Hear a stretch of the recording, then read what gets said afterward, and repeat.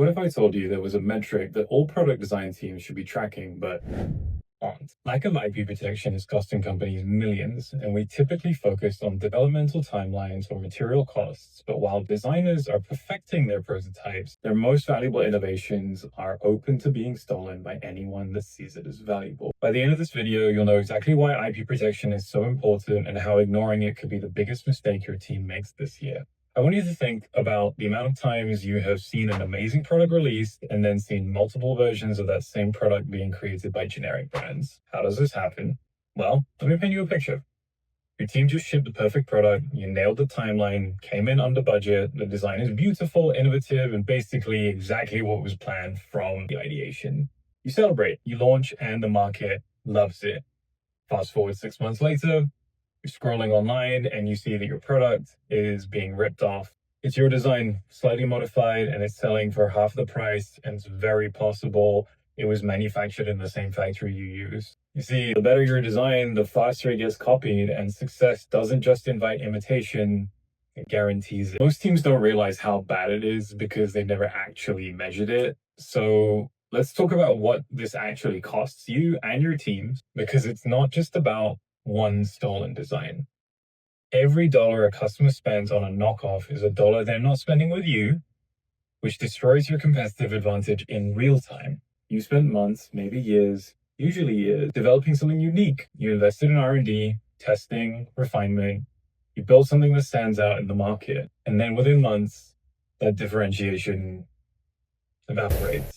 Suddenly, you're competing with dozens of similar products, and your innovative design becomes just another option, and it gets worse. There's a specific moment when you're most vulnerable, and most teams have no idea it's happening. It's way before you launch and have your product out there. Design teams innovate constantly with new concepts, sketches, and prototypes every single day, while legal protection happens only occasionally, if at all. Think about what's happening in that gap. For months, even years, your most valuable innovations are sitting in Slack channels, in presentation decks, in emails to manufacturers.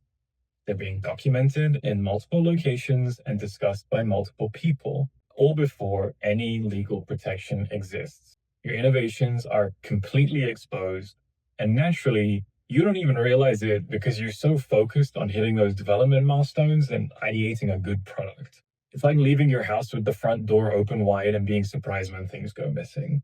It doesn't have to be that way.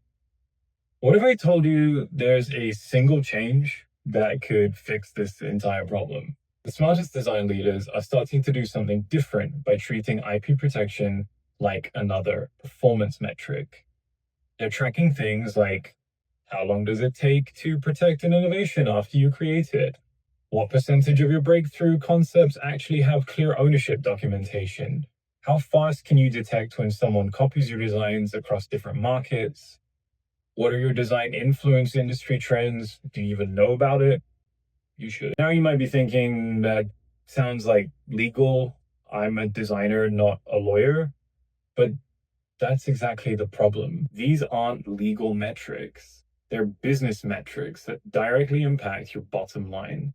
They're about protecting your competitive advantage in real time, not 6 months after it's too late. When you start to measure IP protection like you measure everything else, something unexpected happens. Your innovation gets better, because now your teams are thinking about differentiation from the very first sketch. They are asking, what makes this uniquely ours? The companies doing this are gaining 3 unfair advantages. Speed. They're securing ownership while competitors are still figuring out what they're working on. Scale. They're protecting more concepts because protection is automatic, not manual. Strategy. They have data to decide which innovations deserve patent investments and which don't. Meanwhile, the competitors are still treating IP protection like paperwork. There's a reality here we need to talk about. In this industry, the best designs get copied the fastest. That's not changing. The question is, are you going to keep pretending it's not happening, or are you going to start measuring it? Because right now, somewhere in the world, someone is looking at your designs and figuring out how to copy them. The only question is whether you'll know about it in time to do something about it. So let me ask you this. What stage of your design process do you think is bleeding the most value? Is it early concepts when you're sharing ideas with your team? Is it pre-launch prototypes or when you're working with manufacturers? Drop your answers in the comment and be honest. Have you ever discovered someone copied your design?